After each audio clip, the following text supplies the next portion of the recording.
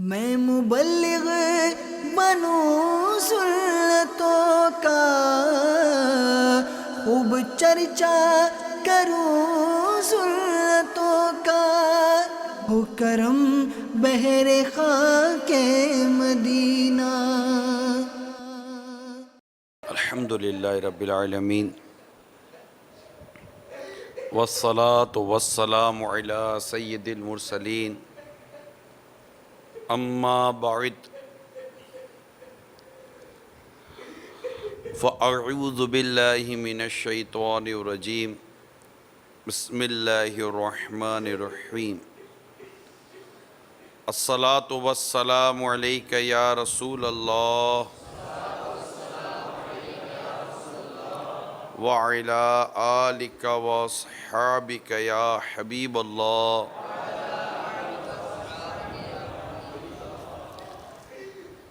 الصلاة والسلام علیک یا نبی اللہ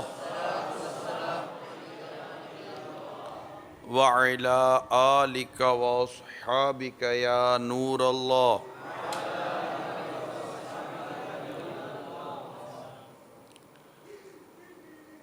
نبیوں کے سرور سلطان بحر و بر صلی اللہ تعالی علیہ وآلہ وسلم کا فرمان برکت نشان ہے، جو مجھ پر ایک بار درود شریف پڑھتا ہے اللہ تعالی اس کے لیے ایک قرات اجر لکھتا ہے، اور قرات احد پہاڑ جتنا ہے۔ صلو علی الحبیب صلی اللہ تعالی علی محمد۔ ایک عورت کی نماز جنازہ میں کفن چور بھی شامل ہو گیا، اور قبرستان جا کر اس نے قبر کا پتہ تو تھا محفوظ کر لیا۔ جب رات ہوئی تو اس نے کفن چرانے کے لیے قبر کھود ڈالی۔ یکا یک مرحومہ بول اٹھی، سبحان اللہ، ایک مغفور یعنی بخشش کا حقدار، ایک مغفور شخص مغفورہ یعنی بخشی ہوئی عورت کا کفن چراتا ہے۔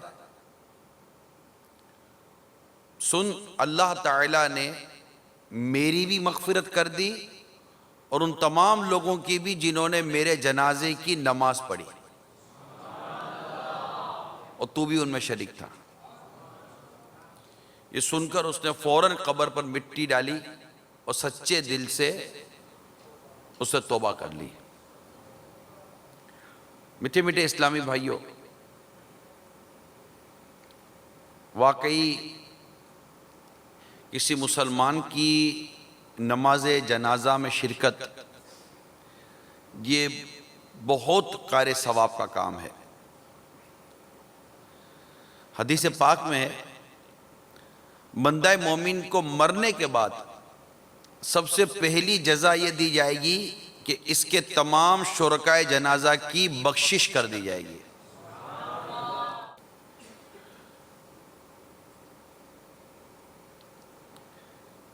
ایک اور حدیث سنیے، جب کوئی جنتی شخص فوت ہو جاتا ہے تو اللہ عز و جل حیا فرماتا ہے کہ ان لوگوں کو عذاب دے جو اس کا جنازہ لے کر چلے اور اس کے پیچھے چلے،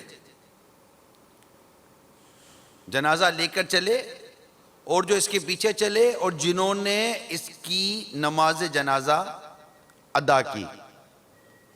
اور ہم نہیں جانتے کہ ہم جس کا نماز جنازہ پڑھ رہے ہیں وہ جنتی ہے یا کون، لیکن مومن ہے، اللہ کی رحمت شامل حال رہے تو اس کی رحمت بہت بڑی ہے۔ میرا بیان نماز جنازہ نہیں ہے، میرے بیان کا جو موضوع یہ نماز جنازہ نہیں ہے، میرے بیان کا موضوع ہے اب ہم اور کتنا گریں گے، یعنی ہم اور کتنا گریں گے۔ اب جنازے کے متعلق کیوں روایت بیان کی گئی؟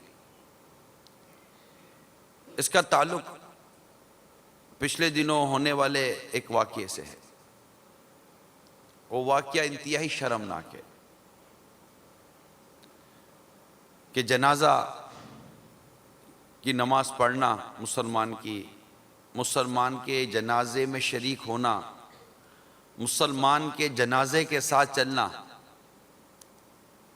حتیٰ کہ ایک کفن چور کا جنازے میں شریک ہونا، اور جب کفن چرانے کے لیے اس کو پہنچنا تو اس کو یہ بات کی بشارت ملنا کہ ایک بخشش کا حقدار بخشی ہوئی بندی کا کفن چراتا ہے۔ تو یہ واقعات جو بیان کیے گئے، پچھلے دنوں ہمارے ایک اسلامی بھائی کے گھر میں میت ہو گئی، انتقال ہو گیا۔ انتقال ہوا تو نماز جنازہ وغیرہ سب ہوئی۔ پچھلے دنوں انہوں نے مجھے ایک بات بتائی،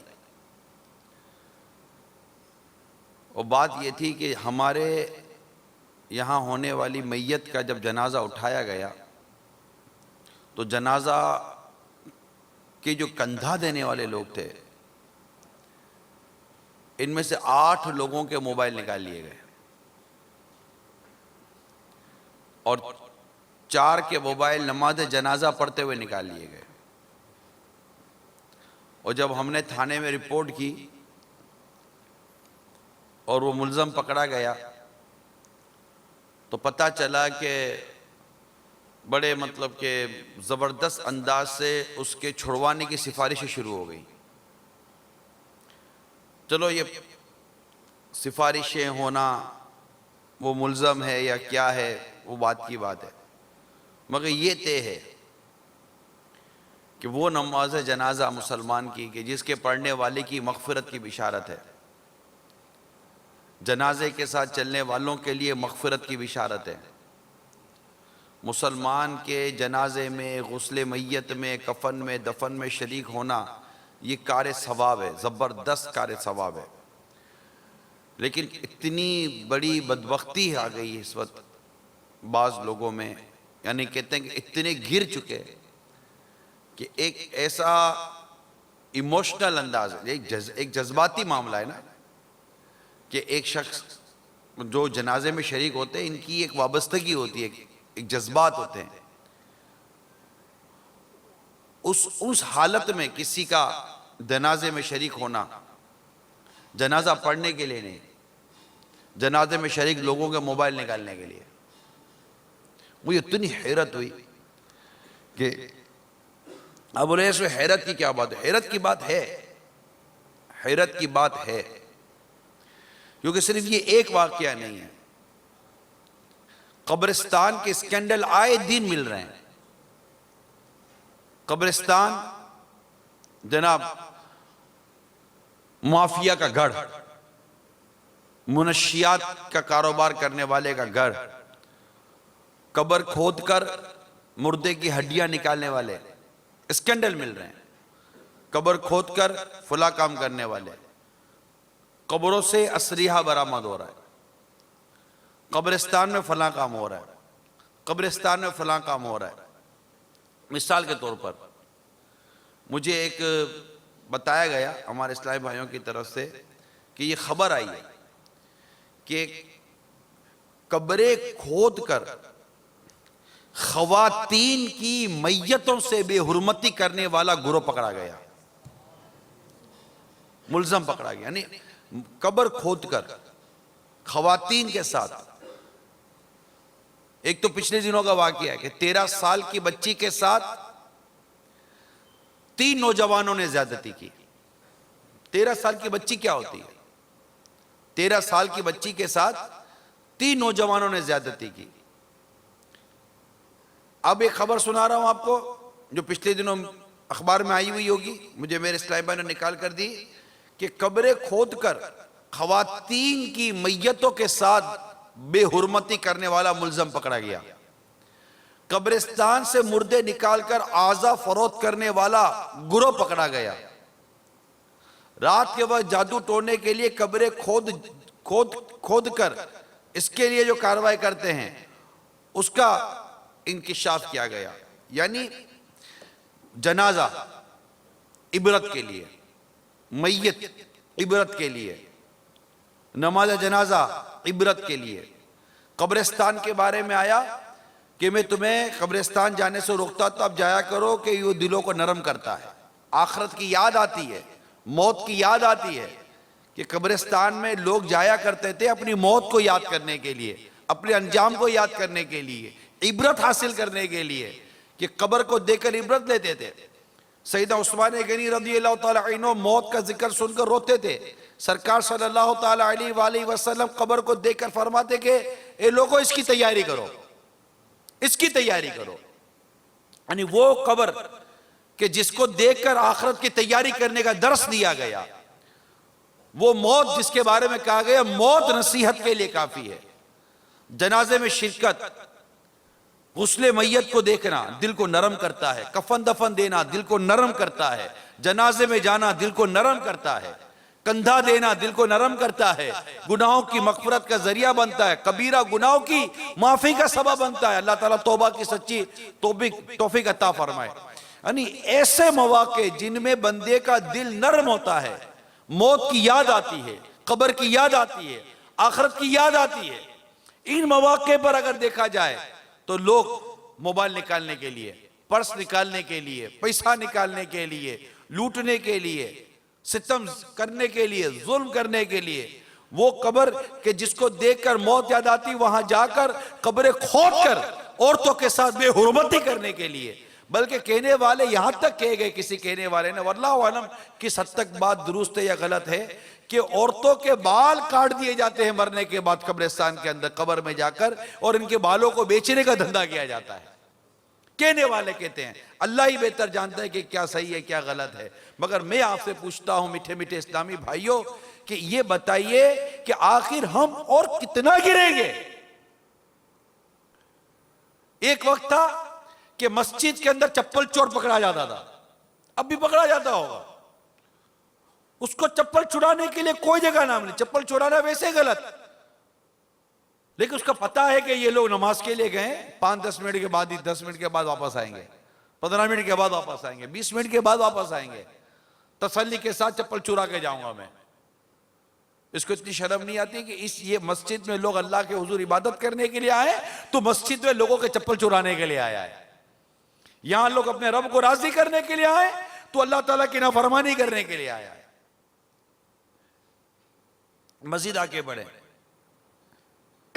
اعتکاف کتنی اعلی عبادت، رمضان کی یاد، اعتکاف لوگ اپنے گناہوں کی معافی کرنے کے لیے، شب قدر کو پانے کے لیے، عبادت کرنے کے لیے، گناہوں سے بچنے کے لیے، نیک بننے کے لیے، پرہیزگار بننے کے لیے، سنت کی ادائیگی کی نیت سے اللہ اور رسول کی رضا کے پانے کے لیے لوگ مسجد میں آ کر اعتکاف کرتے ہیں۔ مگر اتنے گر گئے ہیں گرنے والے، اتنے گر گئے ہیں کہ مساجد میں آتے ہیں معتکف بن کر اور معتکف کا سامان، پیسے اور موبائل چوری کر کے چلے جاتے ہیں۔ عقل کام نہیں کرتی کہ آخر قوم کو کیا ہو گیا ہے۔ جب یہ موضوع میں کہیں ڈسکس کر رہا تھا کہ یار کیا ہو گیا ہے ہمارے طبقے کو، ایسا ہو گیا، تو مجھے بتانے والے نے بڑے عجیب بات بتائی۔ وہ کہنے لگے حجر اسود چومنے جائے نا، حجر اسود چومنے والوں کے موبائل نکال لیتے ہیں۔ کوئی ہوگا اس بات، یعنی میں تصور کروں تو حجر اسود چومنا کے لیے اگر کوئی کھڑا ہے نا تو وہ مستجاب کی دیوار پر کھڑا ہے۔ مستجاب وہ دیوار ہے، یعنی کعبے کی 4 دیواریں بنے گی نا، حجر اسود چومنے کے لیے جب بندہ جس دیوار پر کھڑا رہے گا وہ دیوار مستجاب کی دیوار کہلائے گی، مستجاب کہلاتی ہے۔ اعلیٰ حضرت نے فرمایا مستجاب ہے۔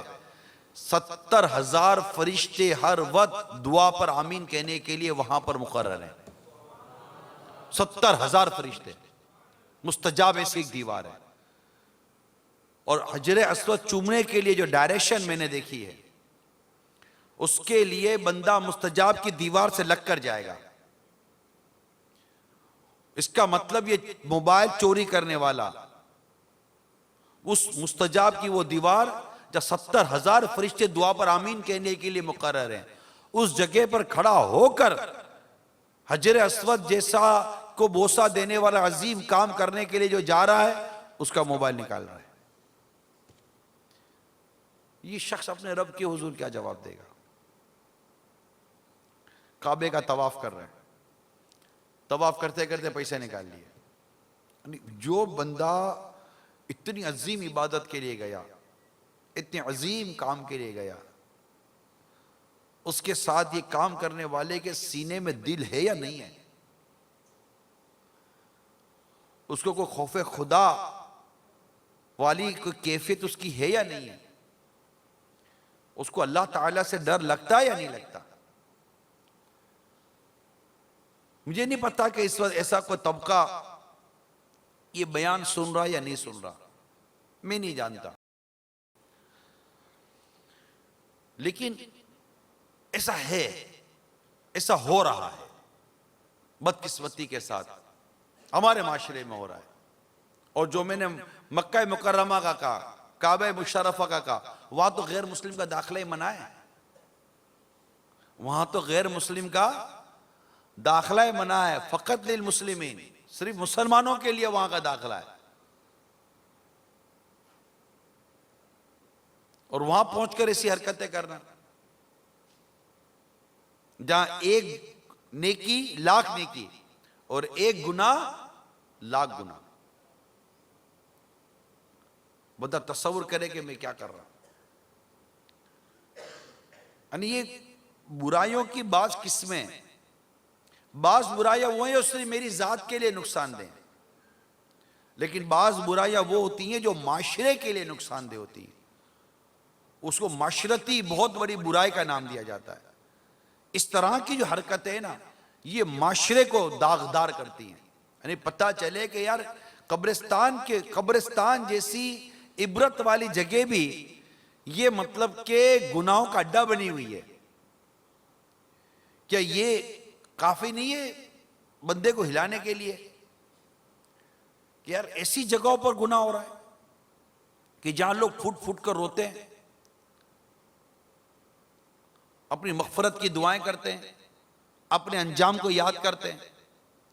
یہ سوچتا نہیں ہے کہ اسی طرح کفن یا کوئی قبر کھود کر اگر یہ کوئی کام کر رہا ہے تو اللہ نہ کرے اگر وہیں یہ دھسا دیا گیا تو کیا کرے گا؟ یہ کام کرتے کرتے مر گیا تو کیا کرے گا؟ اللہ ناراض ہوا تو کیا کرے گا؟ کیونکہ جب اللہ تبارک و تعالی ناراض ہو جاتا ہے نا، پھر تو جو انجام ہے نا، اللہ کی پناہ، اللہ کی. میں نے واقعہ پڑھا، عجیب واقعہ ہے، عجیب واقعہ ہے. یہ واقعہ منصور بن عمار رحمت اللہ تعالی علیہ بیان کرتے ہیں. بڑا عجیب واقعہ ہے. اللہ ناراض ہو جائے تو کیا ہوتا ہے بندے کے ساتھ. کہتے ہیں کہ میرا ایک دوست تھا جو گناہوں میں ملوث رہتا ہے، یعنی گناہوں میں ڈوبا رہتا تھا. اس نے توبہ کر لی اور بڑا نیکی اور پرہیزگاری کے راستے پر چلنے لگا، تہجد گزار بن گیا وغیرہ وغیرہ. کچھ دنوں سے میری اس کی ملاقات نہیں ہوئی. میرے پوچھنے پر لوگوں نے بتایا کہ گھر پر ہے، بیمار ہے. میں اس کے گھر پہنچا تو اجازت لے کر مریض تک پہنچا. میں نے دیکھا کہ وہ بستر پر لیٹا ہے اور اس کا چہرہ کالا ہو گیا ہے، آنکھیں آنسو برسا رہی تھی، ہونٹ پھول گئے تھے. خوفناک دہشت ناک اس کا چہرہ بنا ہوا تھا. میں نے کہا کہ میں تو تلقین کرنی ہوتی کلمے کی، میں کلمے کی تلقین کرتا رہا. اس نے میری طرف دیکھا، پھر اس کو بے ہوشی طاری ہوئی. میں نے دوبارہ کلمے کی تلقین کی. اس نے پھر میری طرف دیکھا. میں نے تیسری دفعہ کلمے کی تلقین کی. اس نے آنکھیں کھول کر بڑی حسرت کے ساتھ کہا, بھائی منصور, میرے اور اس کلمے کے درمیان کو رکاوٹ کھڑی کر دی گئی ہے. یعنی میں یہ کلمہ پڑھ نہیں پا رہا ہوں, کلمہ طیبہ. میں نے کہا لا حول ولا قوت الا باللہ. بھائی آخر وہ نمازیں, وہ روزے, وہ تہجد گزاریاں, وہ عبادت, وہ نیکی, وہ تلاوت, یہ سب کہاں گیا؟ تمہاری عبادت کدھر گئی؟ بولا یہ سب کچھ لوگوں کو دکھانے کے لیے تھا. میں سب اس لیے کرتا تھا کہ لوگوں کے درمیان میرا موضوع رہے, لوگ میرے بارے میں باتیں کرتے رہے, میرا چرچا رہے, مجھے یاد کرتے رہے. ریاکاری دکھاوے کے لیے تھا یہ سب کچھ. کیونکہ جب میں تنہا ہوتا تھا تو دروازہ بند کر کے پردہ ڈال کر شراب پیتا اور اپنے رب کی نافرمانیوں میں مشغول ہو جایا کرتا تھا. کہا میری مدت تو یہی حالت رہی. ایک دن بیمار ہو گیا, سخت بیمار ہو گیا, حتیٰ کہ جان کے لالے پڑ گئے. میں نے اپنی بیٹی کو کہا بیٹی قرآن شریف دینا. قرآن شریف دیا گیا. میں نے اللہ تعالیٰ کے کلام حق کی قسم کھا کر شفا یابی کی, شفا یاب ہونے کی دعا کی, یا اللہ میں اب گناہ نہیں کروں گا, مجھے شفا عطا فرما. اللہ رب العزت نے میری دعا قبول کی اور مجھے شفا مل گئی. جیسے ہی مجھے شفا ملی میں پھر پرانی ڈگر پر آ گیا, اور پھر سے اس سے زیادہ برائی میں مبتلا ہو گیا. میرے رب نے پھر مجھے بیمار کر دیا. میں نے پھر عرض کی کہ مجھے قرآن دو. مجھے قرآن دیا گیا. میں نے رب تبارک و تعالیٰ کے حضور قرآن کریم کا واسطہ دیا, اس کی تلاوت کی کہ مولا مجھے اچھا کر دے, میں تیری نافرمانی نہیں کروں گا. اللہ تعالیٰ نے میری دعا قبول فرمائی اور مجھے شفا نصیب ہو گئی. جیسے ہی مجھے شفا نصیب ہوئی میں پھر سے برائیوں میں مبتلا ہو گیا, اور بڑھ کر برائیوں میں مبتلا ہو گیا. میں پھر بیمار ہو گیا, سخت بیمار ہو گیا. اور حسب عادت میں نے گھر والوں سے قرآن کریم منگوایا. بول تو سکتا نہیں تھا, اشارے سے منگوایا. حالت میری ایسی ہو گئی. میں نے پھر قرآن کریم کی تلاوت کی اور اللہ کو اس کا واسطہ وسیلہ دیا, مگر اب میری دعا قبول نہیں ہو رہی تھی. میں سمجھ گیا کہ لگتا ہے کہ اب اللہ مجھ سے ناراض ہو گیا ہے, مجھ پر غضبناک ہو رہا ہے. بس میں نے اپنا سر آسمان کی طرف اٹھایا اور دعا کی, یا اللہ میری مصیبتوں سے مجھے نجات دے. لیکن اسی وقت ایک آواز آئی جو میرے کانوں میں گونجی, اور مجھے یوں کہنے والے نے کہا, جب تمہیں بیماری آ لگتی ہے تو گناہ سے تائب ہو جاتے ہو, لیکن جو ہی شفا نصیب ہوتی ہے پھر گناہوں میں مبتلا ہو جاتے ہو. اللہ تعالیٰ نے تجھے درد و علم سے کتنی مرتبہ نجات بخشی اور بار بار آنسو اور آزمائش کے گھرے سے نکالا. کیا تجھے خواہشات نفسانی کے طوفان میں اڑنے سے پہلے موت کا خوف دامن گیر نہیں ہوا؟ حالانکہ خطا کاریوں کی بنا پر تجھے بار بار آفت رسیدہ ہونا پڑا تھا. منصور بن عمار کہتے ہیں کہ اللہ کی قسم جب میں وہاں سے رخصت ہوا میری آنکھوں سے آنسو بہہ رہے تھے اس کا یہ انجام دیکھ کر. ابھی میں اس کے دروازے سے تھوڑا باہر ہی نہیں نکلا تھا کہ چیخو پکار کی آواز آنے لگی اور اس شخص کا انتقال ہو گیا, یعنی وہ مر گیا. میں نے یہ واقعہ پڑھا میٹھے میٹھے اسلام بھائیوں, بڑی عبرت ہے اس واقعے میں, بڑی عبرت ہے کہ بندہ توبہ کر لے پھر گناہ سے بچے. وہ پھر گناہ میں پڑ جاتا ہے, اللہ پھر توبہ کی توفیق دے, پھر توبہ کرتا ہے. توبہ کا دروازہ بند نہیں ہوتا, توبہ کا دروازہ بند نہیں ہے, لیکن اللہ تبارک و تعالیٰ کی خفیہ تدبیر, اس کی بے نیازی, اس کا ناراض ہو جانا، وہ کب کس سے ناراض ہو جائے کیا پتا۔ میں یہ سوچتا ہوں کہ جو لوگ جنازوں میں جا کر موبائل چوری کرتے ہیں، جنازوں میں جا کر لوگوں کو تکلیف اور اذیت دے دیتے ہیں، جو قبرستان میں جا کر قبریں کھود کر عورتوں کی بے حرمتیاں کرتے ہیں، اور بدقسمتی کے ساتھ اس گناہونے کام کو پیشہ بناتے ہیں، یعنی ایک آدمی گناہ کرتا غلطی سے، ہو گیا، نفس نے بہکا دیا، پھسل گیا، مگر یہاں تو یہ ہے کہ باقاعدہ گناہ کو پیشہ بنا لیا گیا، یار گناہ کو کاروبار بنا لیا گیا، اللہ کی نافرمانی کو تم نے اپنی آمدنی کا ذریعہ بنا لیا، کفن بیچ کر، یعنی کفن قبریں کھود کر کفن نکال کر تم کفن بیچ کر اپنی آمدنیاں کماتے ہو، لوگوں کا موبائل چھین کر اپنی آمدنیاں کماتے ہو، اتنے گر گئے کہ بیچارے بھولے بھالے بچوں کو اٹھا کر ان کے ماں باپ کو بلیک میل کر کے تم آمدنیاں کماتے ہو، سینکڑوں بچوں کے ساتھ بدفعلیاں کر کر ان کی موویاں بنا کر ان کے ماں باپ کو بلیک میل کر کے تم آمدنیاں کماتے ہو، تم نے اللہ کی نافرمانیوں کو اپنی آمدنی کا ذریعہ بنا لیا، سود خوروں نے، رشوت خوروں نے رشوتیں کما کر سود کھا کر اللہ کی نافرمانیوں کو اپنی آمدنی کا ذریعہ بنا لیا، بدکاریوں کے اڈے چلا کر تم نے اللہ کی نافرمانی کو تم نے آمدنی کا ذریعہ بنا لیا، شراب کے اڈے بنا کر اللہ کی نافرمانی کو تم نے اپنی آمدنی کا ذریعہ بنا لیا، ایک عورت اپنے جسم کو بیچ کر اللہ کی نافرمانی کر کے اپنی آمدنی کا ذریعہ بنا رہی ہے، ذرا سوچو کیا کر رہے ہو، اللہ کی نافرمانی کو اپنی آمدنی کا ذریعہ بنا رہے ہو، اللہ کی نافرمانی کو تم اپنا پیشہ بنا رہے ہو، ذرا سوچو، گانا گاتے ہو، موسیقی کے ساتھ میوزک بجاتے ہو اور اسے اپنی آمدنی کا ذریعہ بنا کر رکھا ہے تم نے، اللہ اور اس کے رسول کی سخت نافرمانی،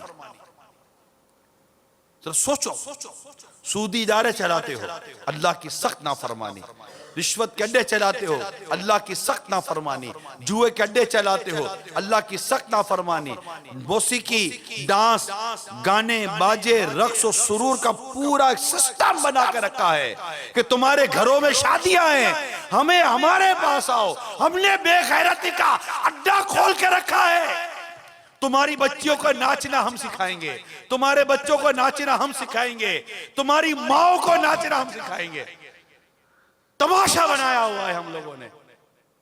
کیا اسلام کے نام پر یہ ملک پاکستان اس لیے آزاد کروایا تھا کہ ہمارے ملک پہ شراب کے اڈے بنائے جائیں گے، جوئے کے اڈے بنائے جائیں گے، ناچنے گانے کے اڈے بنائے جائیں گے؟ آج 68 سالوں کے بعد یہ نوجوان نسل دیکھے گی کہ اس کی بہن شادی میں ناچ رہی ہے، اس کی ماں شادی میں ناچ رہی ہے، ماں اپنی بیٹی کا پورٹریٹ بنا کر، تصویر بنا کر شادی کی تقریب میں لگائے گی، گھر والے اپنی بچی کی تصویر شادی کی تقریب میں لگائیں گے کہ تصویر دیکھیے اور نیچے کمنٹس دیجئے اور دعاؤں سے نواز دیجئے۔ کیا تماشا ہے، کیا تماشا ہے، ہم جا کہاں رہے ہیں، کس سمت جا رہے ہیں؟ یعنی اخلاق کے نام کی کوئی چیز کچھ بتاؤ تو صحیح یار۔ سچ فرمایا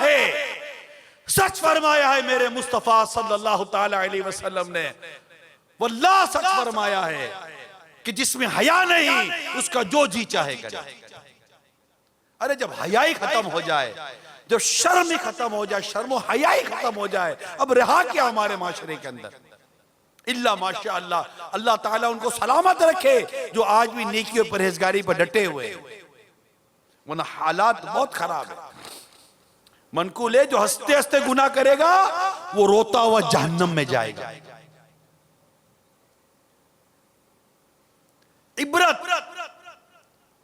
ہم عبرت نہیں لیتے، حالانکہ جہاں میں ہیں عبرت کے ہر سو نمونے، مگر تجھ کو اندھا کیا رنگ و بو نے، کبھی غور سے بھی یہ دیکھا ہے تو نے، جو آباد تھے وہ مکان اب ہیں سونے، جگہ جی لگانے کی دنیا نہیں ہے، عبرت کی جائے تماشا نہیں۔ چور مسجد الحرام میں بھی چوری سے باز نہ رہے، بیت اللہ شریف میں چوروں سے معتمرین لوٹنے لگے، جو عمرے پر گئے ان کو لوٹا جا رہا ہے۔ چور دین دہاڑے مسجد سے یو پی ایس چوری کر کے لے گیا، مساجد سے چوری کرنے والے گروہ کا سرغنہ اور موبائل فون چھیننے والا ملزم گرفتار، مسجد سے پیسے چوری کرنے والا چور پکڑا گیا، چوروں نے مسجد سے ساؤنڈ سسٹم چورا لیا، مسجد سے چوری کرنے والوں کو دیہاتیوں نے پکڑ لیا۔ آگے بڑھے، میں شہر اور ملکوں کے نام بیان نہیں کر رہا، صرف واقعات بیان کر رہا ہوں۔ درندہ صفت فرد نے ماں اور بیٹی کو زیادتی کے بعد جلا دیا، جعلی عامل نے اولاد نرینہ کا جھانسا دے کر عورتوں کے ساتھ زیادتی کی، اغوا برائے تاوان اور اجتماعی زیادتی کرنے والا گروہ گرفتار، 6 سالہ بچی سے زیادتی کرنے والا مجرم گرفتار، مسجد طالب علم سے بد اخلاقی کرنے والے شخص کی اہل محلہ نے خوب درکٹ بنائی۔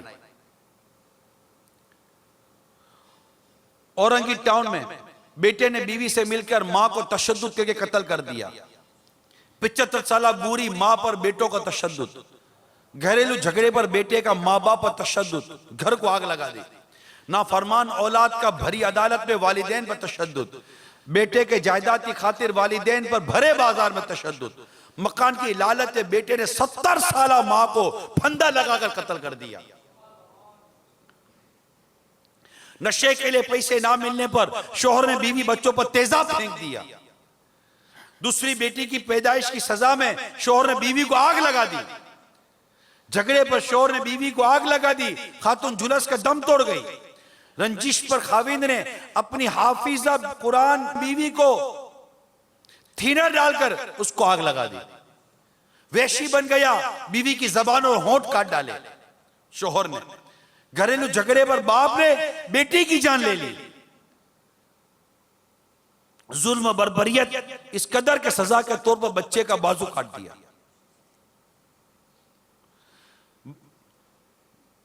ہاسپٹل کے گارڈ کو رشوت نہ دینے پر بچہ ہسپتال کے باہر دم توڑ گیا، ملازم بچیوں پر مالکان کا تشدد، گھر میں قید بچیاں 3 روز بعد بازیاب کی گئی،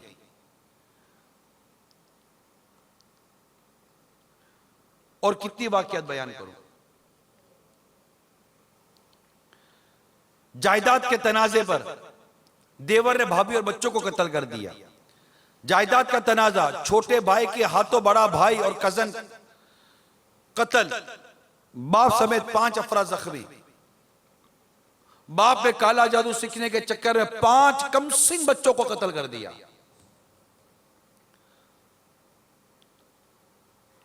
اولاد نرینہ کی خواہش، جعلی عامل کے کہنے پر بے اولاد جوڑے نے پڑوس کے 4 سالہ بچی ذبح کر دی، جعلی عامل نے خاتون کو جلا کر ہلاک کر دیا، اور پتہ نہیں کیا کیا لکھا ہوا ہے۔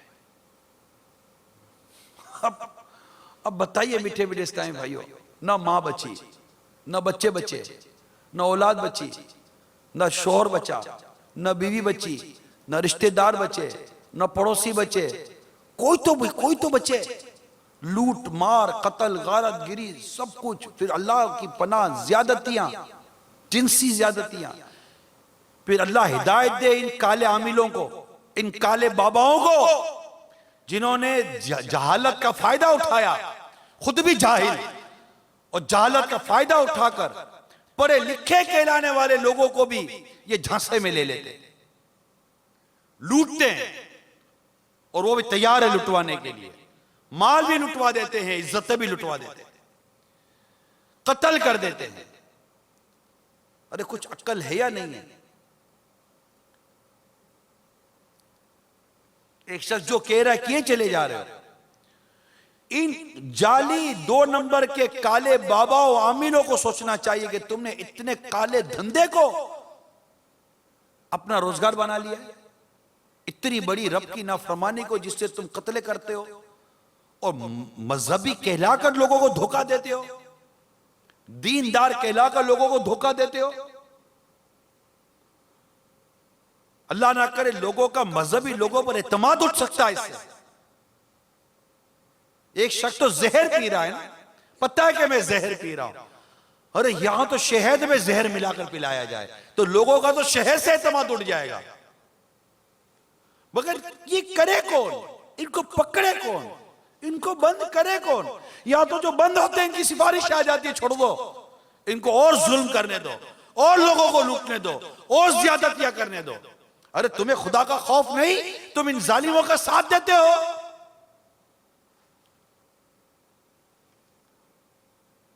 عجیب ہو گیا ہے ماحول، عجیب ہو گیا ماحول،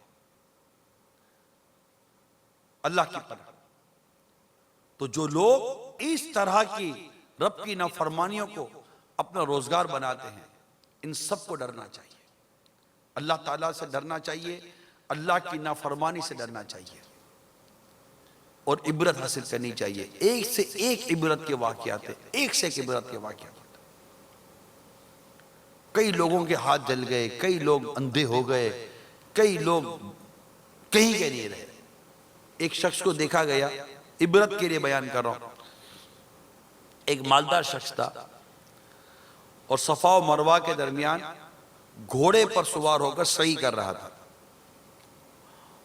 اس وقت مسعی جہاں پر سعی کی جاتی ہے وہ مسجد الحرام کی جو باؤنڈری ہے اس سے باہر تھا، اب وہ باؤنڈری کے اندر ہے۔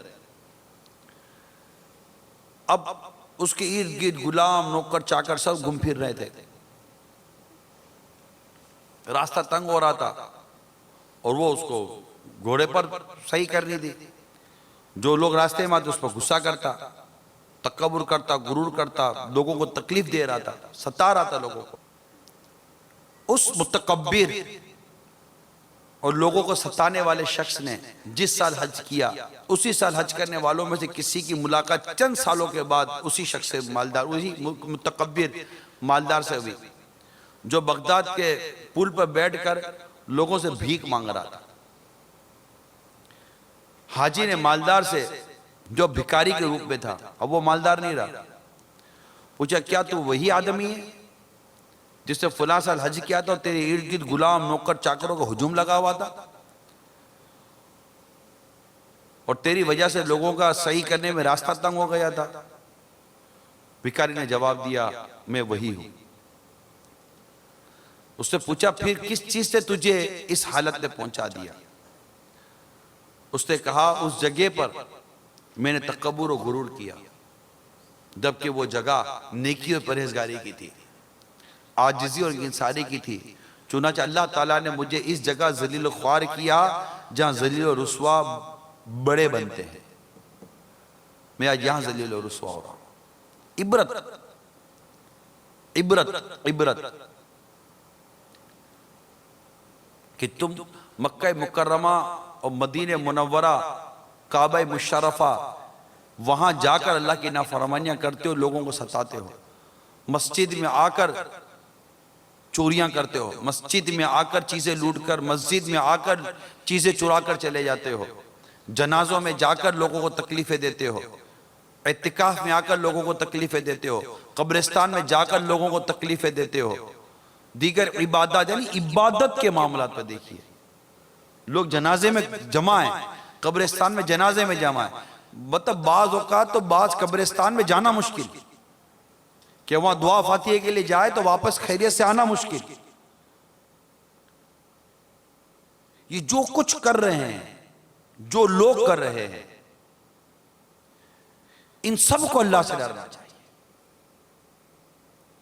اور یاد رکھیے کہ اللہ کی نافرمانی کو پیشہ نہیں بنانا چاہیے۔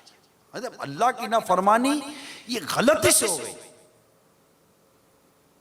غلطی سے ہو گئی، بولو غلطی ہو گئی، اللہ معاف کر دے، اللہ معاف کر دے، غلطی ہو گئی، بھول ہو گئی، پھسل گیا، نیت کرتا ہوں اب نہیں پھسلوں گا، ہے نا، غلطی ہو گئی.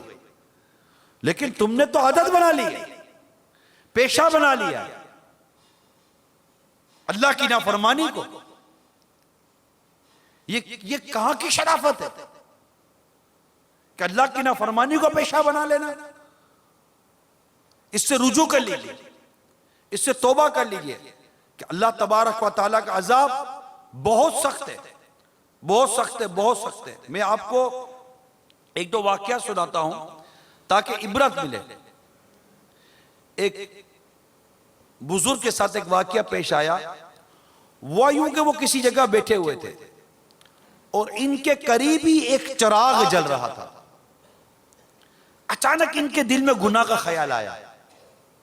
اے شراب پینے والوں، اے بدکاریاں کرنے والوں، اے بچوں کے ساتھ زیادتیاں کرنے والوں، اے انہیں اغوا کرنے والوں، اے جنازے لوٹنے والوں، اے موبائل لوٹنے والوں، اے قبریں کھود کر عورتوں کے ساتھ بے حرمتیاں کرنے والوں، اے سود کھانے والوں، اے سود کھلانے والوں، اے رشوت لینے والوں، اے رشوت دینے والوں، اور اس طرح کے دیگر کئی گناہوں گرے ہوئے گندے غلیظ کام کرنے والوں، ذرا عبرت کے کانوں سے سنو کہ وہ بزرگ فرماتے ہیں کہ اچانک ان کے دل میں گناہ کا خیال آیا تو اپنے نفس سے کہنے لگے کہ میں اپنی انگلی اس چراغ کی بتی پر رکھتا ہوں، اگر تو نے اس پر صبر کر لیا تو میں اس کے گناہ کرنے میں تیری بات مان لوں گا. پھر جب انہوں نے اس جلتی آگ پر، جو چراغ کی آگ تھی، چراغ جل رہا تھا، اس جلتی آگ کے لو پر اپنی انگلی رکھی تو بے قرار ہو کر چیختے ہوئے کہنے لگے اے دشمن خدا، جب دنیا کی اس آگ پر صبر نہیں کر سکا جسے 70 مرتبہ بجھایا گیا ہے تو جہنم کی آگ پر تو کیسے صبر کرے گا؟ سوچے بندے.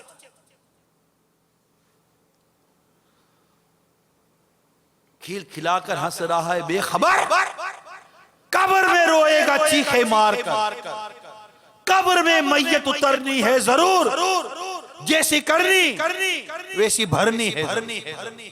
میرے آقا صلی اللہ تعالی علیہ وآلہ وسلم نے ارشاد فرمایا جیسا کرو گے ویسا بھرو گے. کیا کر رہے ہو؟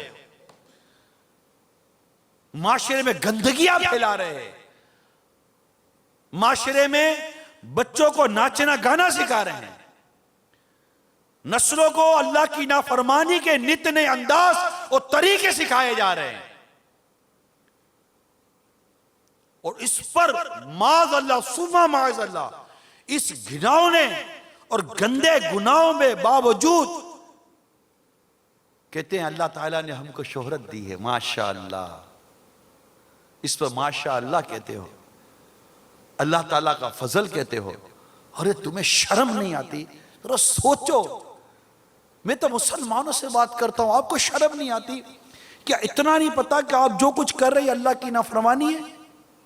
یہ بے پردگی، یہ بال کھلے رکھ کر ہاتھ اور اپنا آدھا بدن کی نمائش کر کے لوگوں کو اللہ کی نافرمانی پر اکسا کر، گانے باجے گا کر، کفریات بک کر، جھوٹ بول کر لوگوں کو طرح طرح سے اللہ کی نافرمانی پر لا کر لوگوں کو اللہ تعالیٰ کی نافرمانی پر بے باک کر کے خود بے نافرمانیاں کر کر آپ بولو کہ یہ اللہ کا کرم ہے، یہ اللہ کا فضل ہے. یار کچھ تو شرم کرو یار. کتنا گرو گے یار، کتنا گرو گے؟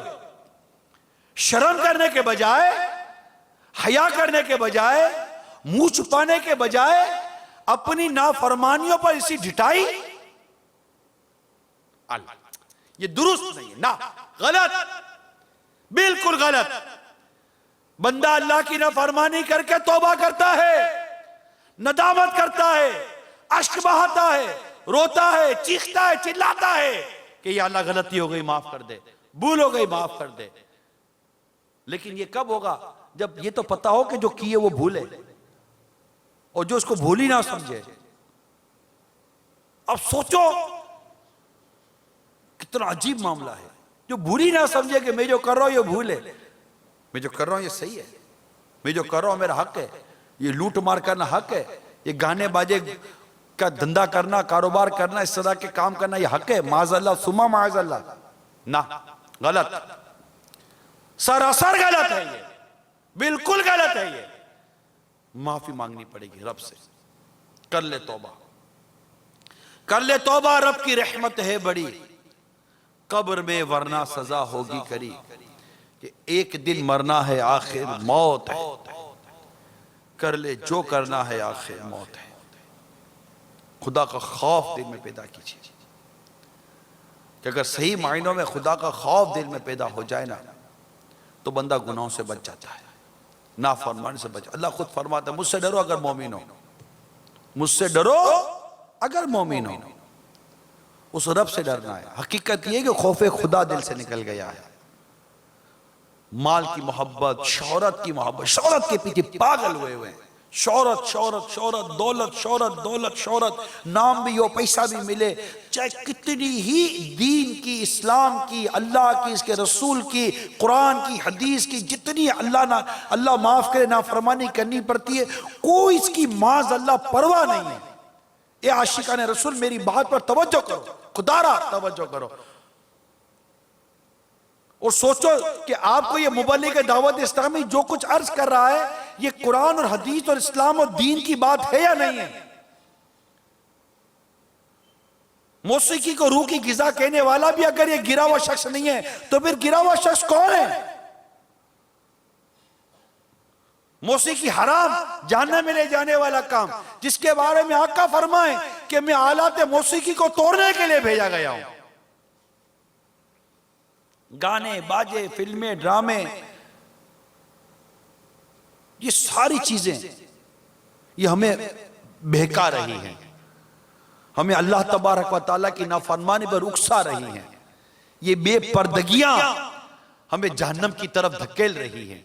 خدا را مان جائیے، خدا را مان جائیے، خدا را مان جائیے، اور اللہ کے حضور سچی توبہ کر لیجئے، اور اللہ تبارک و تعالیٰ کے قہر و غضب سے ڈریے، قیامت کے خوف سے ڈریے، اللہ تعالیٰ کے عذاب سے ڈریے۔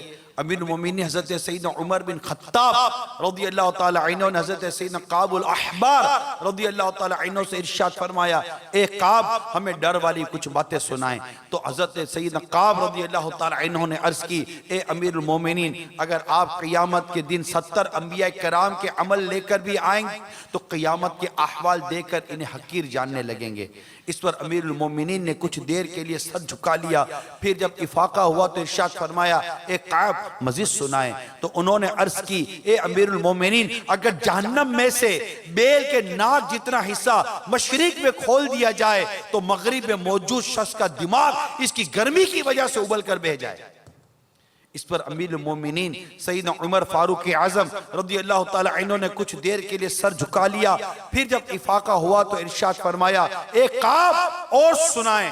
تو انہوں نے پھر عرض کی، اے امیر المومنین قیامت کے روز جہنم اس طرح بھڑکایا جائے گا کہ کوئی مقرب فرشتہ یا نبی و مرسل ایسا نہ ہوگا جو گھٹنوں کے بل گر کر یہ نہ کہے، ربی نفسی نفسی، اے رب آج میں تجھ سے اپنی بخشش کے علاوہ کچھ نہیں مانگتا۔ میرے میٹھے میٹھے اور پیارے پیارے اسلامی بھائیوں، اس وقت کی تیاری کریں۔ آج یہ لوٹ مار، اغوا برائے تاوان، چوری ڈکیتی، قتل و غارت گری، اس طرح کی جو بھی بے حیائی کے کام کر رہے ہیں، پکڑے گئے رشوت دے کر، سور سے لگا کر، تعلقہ جما کر چھوٹ گئے۔ چلو دنیا کے کسی قانون سے اگر آپ اپنے آپ کو بچا کر نکالنے میں کامیاب ہو گئے، صحیح بتاؤ اپنے رب تعالیٰ کے حضور کون سی سفارش لاؤ گے؟ جب اللہ ناراض ہو گئے یا اس کے حبیب روٹ گئے، اب کس کی سفارش لاؤ گے؟ قبر میں کیا کرو گے؟ ترا سوچو، ترا سوچو، تسلی سے سوچو۔ اے گانے گانے والوں، اے ناچنے کودنے والوں، اے بے پردگیاں کرنے والیوں، اے سود کھانے کھلانے والوں، اے قبر کھود کر بے حرمتیاں کرنے والوں، کفن چرانے والوں، مسلمانوں کی لاشوں کی بے حرمتیاں کرنے والوں، اے جنازوں میں جا جا کر لوگوں کو تکلیفیں پہنچانے والوں، ذرا سوچو، اس طرح کے کئی گھنونے کام کیے جا رہے ہیں، اور دنیا میں نکلنے کے 100 راستے ہیں۔ پینڈنگ کر دو، کیس لمبا کر دو، لوگ بھول جائیں گے، یہی ہوتا ہے، لوگ بھول جاتے ہیں۔ پکڑے گئے، تھوڑے دنوں کے بعد شور مچے گا، تھوڑے دنوں کے بعد لوگ بھول جائیں گے، مجرم کہا گیا، ملزم کہا گیا، کیس کہا گیا، یہ کہا گیا، وہ کہا گیا، کوئی نیا واقعہ ہو گیا، پرانے 100 واقعات لوگ بھول گئے۔ ہاضمے بھی کمزور، آدمی بھی کمزور، یہ بھی مافیا جانتا ہے، مجھے تو گمان ہے یہ بھی سب جانتے ہوں گے۔ تھوڑے دنوں تک قوم چلائے گی، تھوڑے دنوں تک ہو رہا ہوگا، اس کے بعد سب بھول جائیں گے، کوئی نیا شور مچے گا، سب فائلیں دب جائیں گی، سب کیس دب جائیں گے، سب باتیں دب جائیں گی، پھر ہم ہوں گے تھوڑے دنوں کے لیے انڈر گراؤنڈ ہو جائیں گے، تھوڑے دنوں کے لیے شہر سے باہر چلے جائیں گے، تھوڑے دنوں کے لیے ملک سے باہر چلے جائیں گے، تھوڑے دنوں کے لیے یہ ہو جائے گا۔ ارے سب ہو گیا، بچ بھی گئے، قبر میں کیا کرو گے؟ کون بچائے گا تم کو؟ کون سی فائل دبے گی قبر کے اندر؟ کون سا کیس دبے گا قبر کے اندر؟ ارے تمہیں تو خود دھاپ کر آ گئے لوگ، اب تم اپنی کون سی فائل دباؤ گے؟ فرشتوں کے آگے کیا جواب دو گے جب اللہ تعالیٰ بروز قیامت پوچھے گا کہ یہ کام کیوں کیا؟ کیا جواب؟ عمر کیسے گزاری؟ کیا جواب دو گے؟ مال کہاں سے کمایا، کہاں خرچ کیا؟ بلیک میل کر کے، سود کے ذریعے مال کمایا، اللہ کے حضور کیسے بولو گے یار؟ کفن چرا کر مال کمایا، کیسے بولو گے؟ لاشوں کی بے حرمتیاں کر کے مال کمایا، کیسے بولو گے؟ بے پردگیاں کر کے، بے ادبیاں کر کے کیسے بولو گے؟ کیا یہ زبان پر جملہ آئے گا مولا تیری نافرمانی کر کر ہم نے مال کمایا؟ معاذ اللہ ثم معاذ اللہ، کیسے بولیں گے؟ سوچ، قیامت کا خوف نہیں ہے یار، قیامت کا ڈر نہیں ہے۔ قرآن پاک کا کیا یہ ارشاد سنا نہیں ہے؟ اے ایمان والو اللہ سے ڈرو، ہر جان جانے کہ اس نے کل کے لیے کیا بھیجا، کیا بھیجا کل کے لیے۔ ابھی کل کی بات ہے، ہمارے بہت ہی پیارے طالب علم عالم بن رہے تھے، حادثہ ہوا، انتقال کر گئے، موٹر سائیکل کا ایکسیڈنٹ ہوا، انتقال کر گئے، جوان سال 17 سال کی عمر تھی۔ کل کا ہی واقعہ ہے، ہمارے ایک جاننے والے ساؤتھ افریقہ کے اندر دکان پہ بیٹھے ہوئے تھے، کوئی لوٹنے کے لیے آیا، گولی ماری، 23 سال کی عمر تھی، انتقال کر گئے۔ آپ کیا جانتے ہیں، میں کیا جانتا ہوں، آپ کیا جانتے ہیں؟ آگا اپنی موت سے کوئی بشر نہیں، سامان 100 برس کا ہے، پل کی خبر نہیں۔ موت تو آنی ہے نا، موت تو آنی ہے، نیک کام کرنے والے کو بھی موت آنی ہے، بد کام کرنے والے کو بھی موت آنی ہے۔ مگر یاد رکھیں جس طرح دنیا میں جینے کا انداز یکساں نہیں ہے نا، اس طرح مرنے کا انداز بھی یکساں نہیں ہوتا۔ جس طرح مرنے کا انداز یکساں نہیں ہوتا، اسی طرح قبر کا معاملہ بھی یکساں نہیں ہوتا۔ جس طرح قبر کا معاملہ یکساں نہیں، اس طرح قبر سے اٹھنے کا معاملہ بھی یکساں نہیں۔ جس طرح قبر سے اٹھنے کا معاملہ یکساں نہیں، اسی طرح حساب کتاب کا معاملہ بھی یکساں نہیں۔ کوئی اٹھے گا، اللہ تعالیٰ اس کو اپنے عرش کے سائے میں جگہ دے گا، اور کوئی ہوگا جسے محشر کی گرمی میں بلا کی مصیبت اٹھانی پڑے گی۔ نصیب والا ہے وہ شخص جسے اللہ تعالیٰ قیامت کے روز اپنے عرش کے سائے میں جگہ عطا فرمائے۔ توبہ کرنے والا، اپنے گناہوں کو یاد کر کے رونے والا، اپنی جوانی کو اللہ کی عبادت میں گزارنے والا، جس کا مسجد میں دل لگتا رہے گا، اس طرح کے کئی اعمال ہیں جنہیں اللہ تعالیٰ قیامت کے روز اپنے عرش کے سائے میں جگہ عطا فرمائے گا۔ اور گناہ کرنے والا، بدکاری کرنے والا، اس طرح کی مطلب بے باکی ہے، آپ کو بیان کے ذریعے سمجھایا جا رہا ہے کہ مان جائیے، ورنہ ایسا نہ ہو کہ قبر میں میت اتر جائے اور پھر وہ کچھ ہو کہ جو بیان سے باہر ہے۔ اللہ تبارک و تعالی ہمارے حال زار پر رحم فرمائے اور ہمیں برائیوں سے محفوظ فرمائے، کہ بعض برائیاں یہ انسان کو بہت نقصان پہنچا سکتی ہیں۔ ایک کفن چور کے بارے میں آتا ہے کہ اس کفن چور نے اپنے کچھ واقعات بیان کیے، یعنی ایک بار خلیفہ عبد الملک کے پاس ایک شخص گھبرایا ہوا حاضر ہوا اور کہنے لگا علی جا میں بے حد گناہگار ہوں، جاننا چاہتا ہوں کہ میرے لیے معافی بھی ہے یا نہیں ہے۔ خلیفہ نے کہا کیا تیرا گناہ زمین اور آسمان سے بھی بڑا ہے؟ اس سے کہا بڑا ہے۔ خلیفہ نے پوچھا کیا تیرا گناہ لوح و قلم سے بھی بڑا ہے؟ جواب دیا بڑا ہے۔ پوچھا کیا تیرا گناہ عرش و کرسی سے بھی بڑا ہے؟ جواب دیا بڑا ہے۔ خلیفہ نے کہا بھائی یقیناً تیرا گناہ اللہ کی رحمت سے تو بڑا نہیں ہو سکتا۔ یہ سن کر اس کے سینے میں تھما ہوا طوفان آنکھوں کے ذریعے امنڈ آیا اور وہ دھاڑے مار مار کر رونے لگا۔ خلیفہ نے کہا بھائی آخر مجھے پتا بھی تو چلے کہ تمہارا گناہ کیا ہے۔ اس پر اس نے کہا مجھے آپ کو بتاتے بے حد ندامت ہو رہی ہے، تاہم عرض کیے دیتا ہوں شاید میری توبہ کی کوئی صورت نکل آئے۔ یہ کہہ کر اس نے اپنی داستان دہشت نشان سنانی شروع کی۔ کہنے لگا علی جا میں کفن چور ہوں، آج رات میں نے 5 قبروں سے عبرت حاصل کی اور توبہ پر آمادہ ہوا۔ کفن چرانے کی غرض سے میں نے جب پہلی قبر کھودی تو مردے کا منہ قبلے سے پھرا ہوا تھا۔ میں خوفزدہ ہو کر جو ہی پلٹا کہ غیبی آواز سے مجھے چونکا دیا، کوئی کہہ رہا تھا اس مردے سے عذاب کا سبب تو دریافت کر لے۔ میں نے گھبرا کر کہا مجھ میں ہمت نہیں، تم ہی بتاؤ۔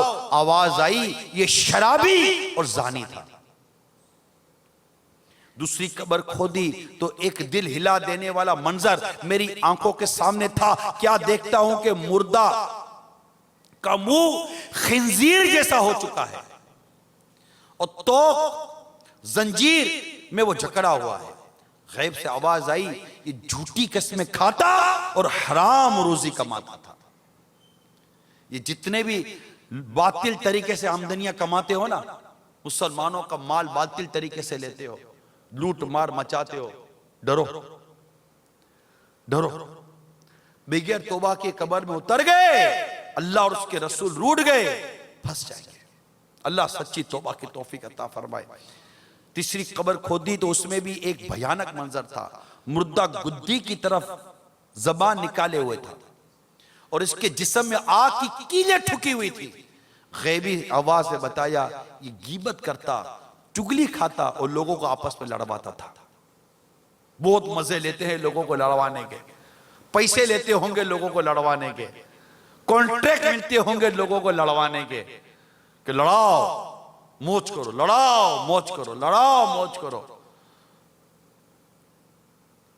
اللہ کی نافرمانی سے ڈرو، اللہ کی نافرمانی سے ڈرو، اتنے مت گر جاؤ کہ پھر اٹھا نہ جا سکے۔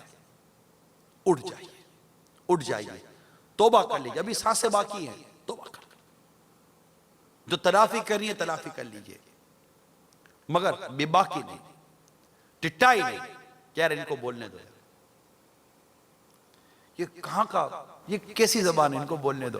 آپ کو سمجھایا جا رہا اپنے رب کی نافرمانی مت کرو، آپ بولتے ان کو بولنے دو یار، اللہ سے ڈرو، ارے ان کو بولنے دو، کچھ خوف خدا کر لو، ارے ان کو بولنے دو، شرابیں مت کیا، ارے ان کو بولنے دو، جوا مت کھیلو، ارے ان کو بولنے دو۔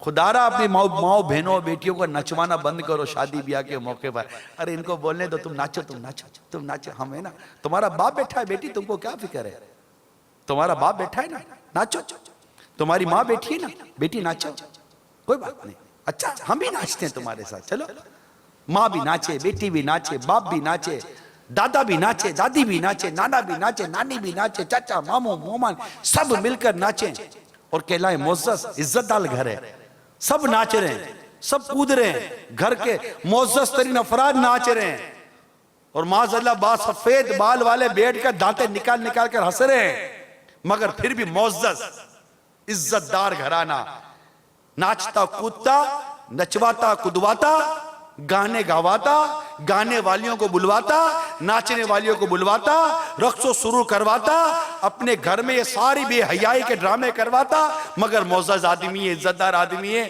بڑا پیارا آدمی ہے بولنا کچھ بھی نہیں اس کو اور جب بولے ارے اس کو بولنے دو، تم تو نہ یہ تو ان کا کام تو بولتے رہنا ہے. ارے خدا کے بندو سود چھوڑ دو، اللہ اور اس کے رسول سے اعلان جنگ ہے، ان کو بولنے دو. اب سود کھاتے رہو. اللہ اور اس کے رسول سے جنگ ہو رہی ہے نا، ہونے دو. معاذ اللہ ثم معاذ اللہ، کرنے دو. ان کا کام بولنا ہے. تم جوئے کے اڈے چلاتے رہو، تم رشوتیں لیتے رہو، کوئی بات نہیں، ان کو بولنے دو. یہ مولانا حضرات بولنے دو.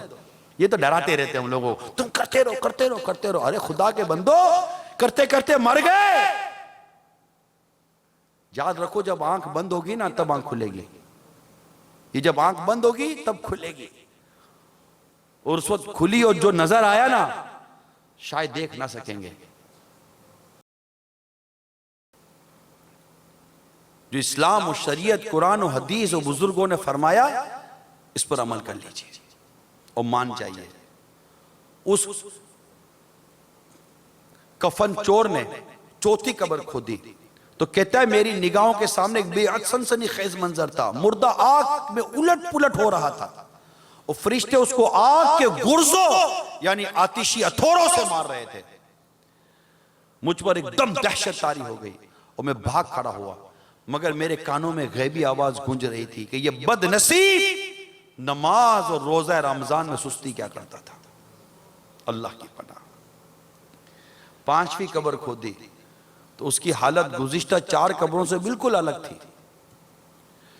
قبر حد نظر تک وسیع تھی، جہاں تک نظر جا رہی تھی قبر وسیع تھی. قبر ہم تو اتنی قبر میں دفن کرتے ہیں نا، لیکن اس کی قبر تو حد نظر وسیع تھی.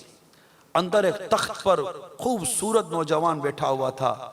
غیب سے آواز آئی اس نے جوانی میں توبہ کر لی تھی اور نماز اور روزے کا سختی سے پابند تھا.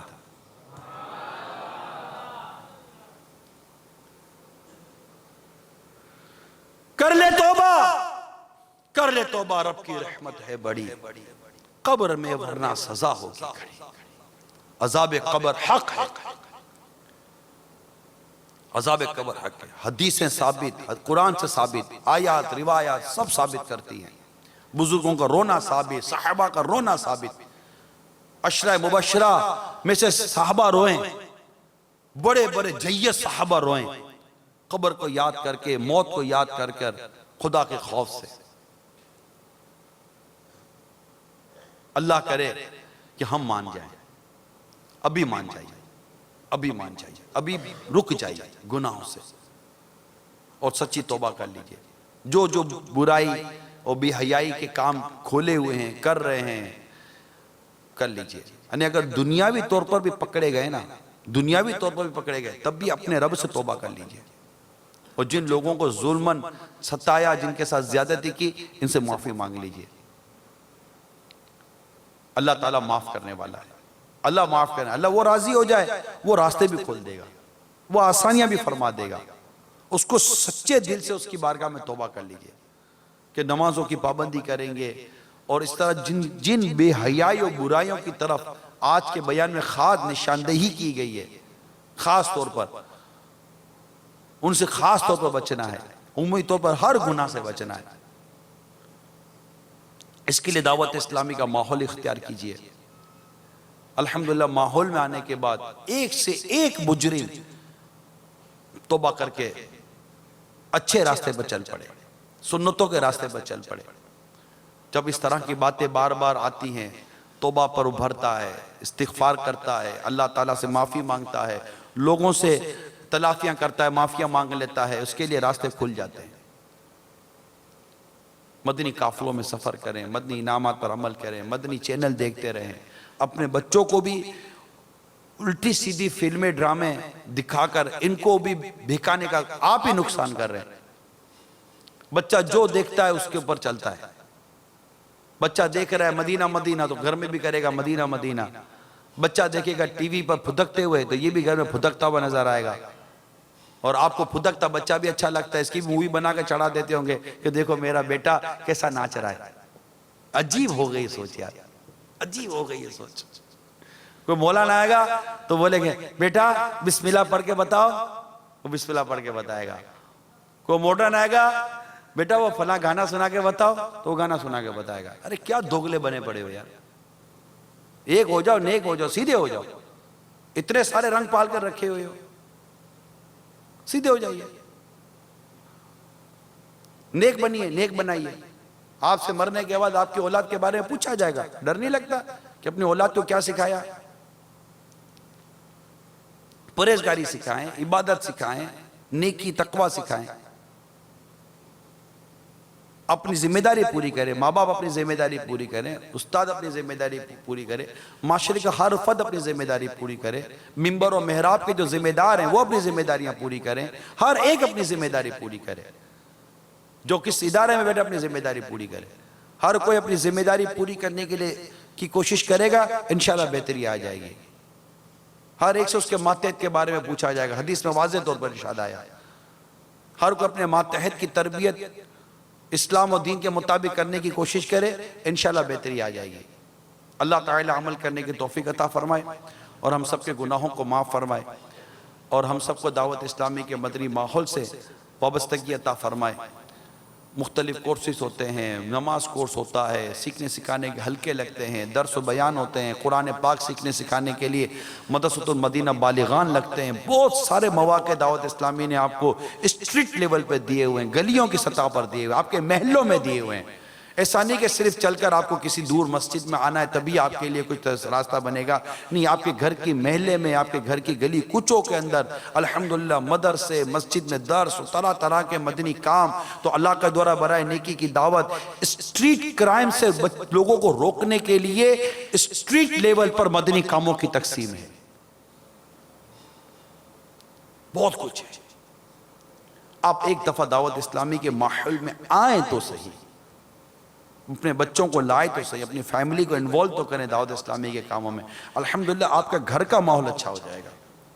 عزت، پیار، محبت، ادب، احترام، معافی، تلافی، درگزر، بہت سارے پیارے پیارے جذبے آ جائیں گے انشاءاللہ تعالی. اللہ تعالی ہم سب کو عمل کرنے کی توفیق عطا فرمائے. آمین بجاہ النبی الامین صلی اللہ تعالی علیہ وآلہ وسلم.